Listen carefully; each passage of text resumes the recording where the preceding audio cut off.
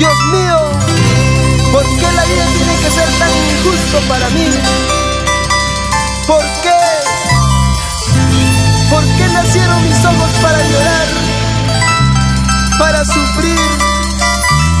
¿Por qué? No comprendo por qué.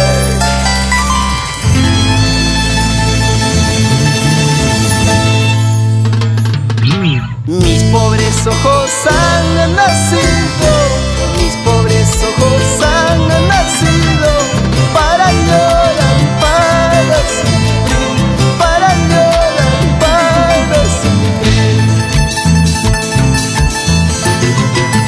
Mis pobres ojos han nacido, mis pobres ojos han nacido para llorar, para sufrir, para llorar, para sufrir.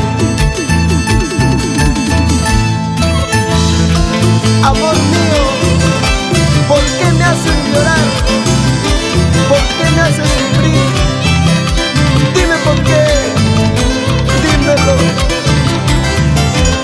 Perdóname, amor mío, por todo el daño causado.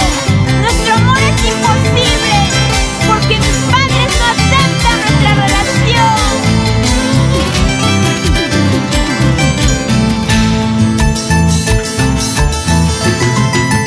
Lágrimas que por ti lloro, lágrimas que por ti sufro, van formando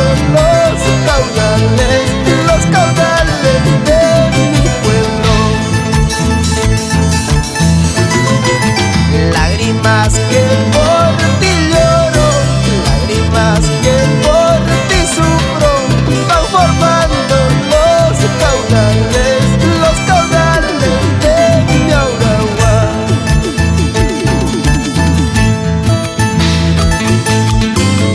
De tanto llorar, de tanto sufrir, voy formando caudales en mi pueblo. ¡Ay, vida! Amauca España, Robinson Pablo, Leopoldo Surucuso Taquirucuso, Lactachi Putuchata, Chainachu Manachu, Marco Pusipuma, nos vamos por Chincha. Que bien me dijo mi madre, que bien me dijo mi madre, esa ingrata no lo quieras, tarde o temprano te haga llorar. Que bien me dijo mi madre, que bien me dijo mi madre, esa ingrata no lo quieras, tarde o temprano te haga llorar. Linda paisanita, qué hermosos ojos que tú tienes, ojos que cautivan a mi corazón inocente, a mi corazón inocente. Ingrata